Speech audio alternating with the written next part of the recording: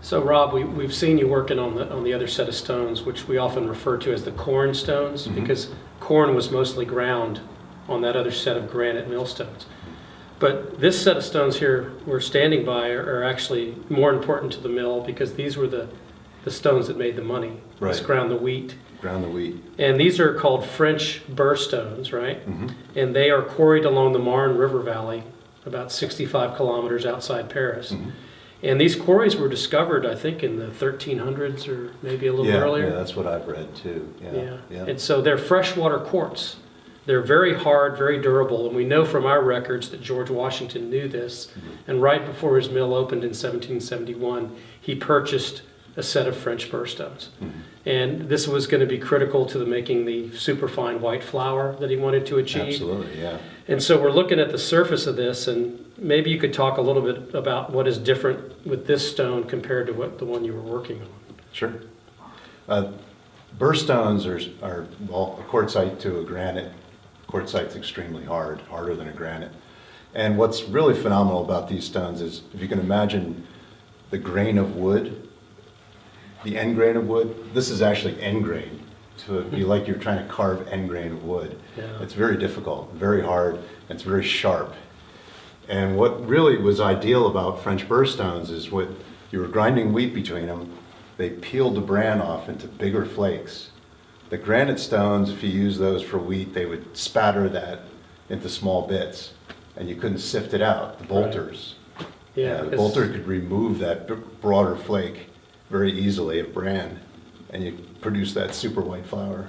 And on the other stone, if you granulate up the bran into tiner flakes, you'll never sift it away. You'll only have a whole wheat flour. Yeah, it'll darken it forever, so Yeah, no so- matter what you do, you get the bigger bits out, but yeah.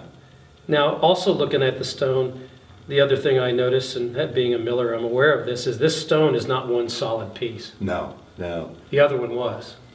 So Yeah, I've only encountered one solid 4-foot pair of French Burrs ever. Most of them are made of small sections, as you can see. you can see these seams on it. Pieced together, yeah. Yeah. And this band holds them together like a wagon wheel, it's shrunk on.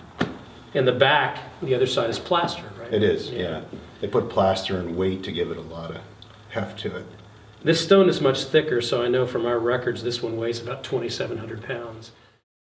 Now we can see the patterning in that you've done in the stitching or cracking lines. Yep, it's the same, it's the same dress pattern as our granite stones. But I also noticed that there's some red coloring. And what have you done in that regard when you prepared this stone? Well, as you know, when they're working, these millstones, the runner stone and the bed stone, the tolerances between those stones are really the finished product. I mean, it's thousandths of an inch between the top and bottom stone. So you can imagine you want to make sure that they're flat and they're running true.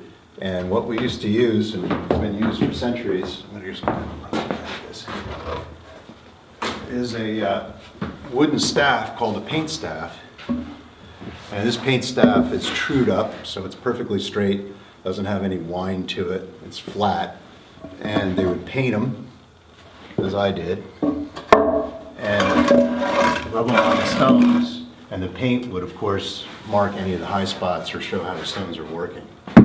Now, what do you use as a paint? Obviously, you don't want to go down to Sherwin-Williams and we'll paint our stones and then grind wheat on it, right? So Actually, what did they use traditionally? Actually, well, traditionally they used to use red oxide paint, Right. believe it or not. So, Okay. Yeah. But what I use today is a temper paint, which is a kindergarten paint. It's made out of eggshells. Yeah. It's made so kids can eat it and they won't get sick, so Yeah, it's perfect for our purpose and for safety because we do make food product here. absolutely. Yeah. Now, as an aside, this piece, I know that you learned from an Englishman, I his did. trade. Yeah. So did Pete, one of our millers here. So this is actually Charlie Howell's It is, yeah. paint staff. It's kind of appropriate. It should be in the mill here and you get to use it today. So, Yeah, it is. yeah, I think he'd be happy with that. But so once you've wiped it down, it marks essentially the high spots on the Right. stone, right? Right. And then what are you going to take off? What are you going to look to take down? Just level it out or take down? Well, it depends on how it's running. Of course, you can see the paint, when I did it, is showing up on the outside edges, which is good. And if it wasn't, and I would want the red paint to be showing out here. If it wasn't, if it was showing on the inside here, I'd have to take that down. And I can see in the center, there's no red coloring. So you've taken the center part probably from here to about 6 inches out. 6-8 inches, yeah. And that's called the bosom of the stone, is that right? Yeah, this section's called the bosom. This is called the skirt area of the stone. And basically what we do is we swallow this, they called it, which is to lower this center section. It's lower here, tapers up, and then it flattens out equally around the outside in the skirt area.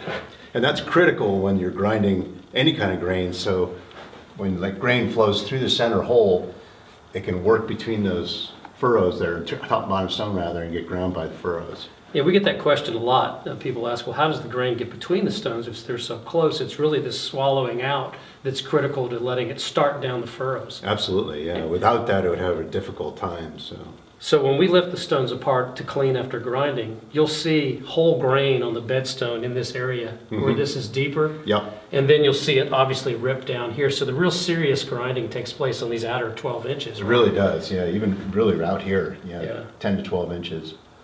Yeah, I enjoy seeing that when I pull stones apart. That granulation, it'd be whole grain, it'd be just middlings and coarser, then finer rather, until finished flour, which is very cool.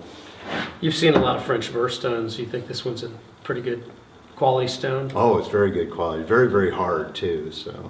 And there's a lot of life left in it. Imagine it's gonna last for hundreds of years.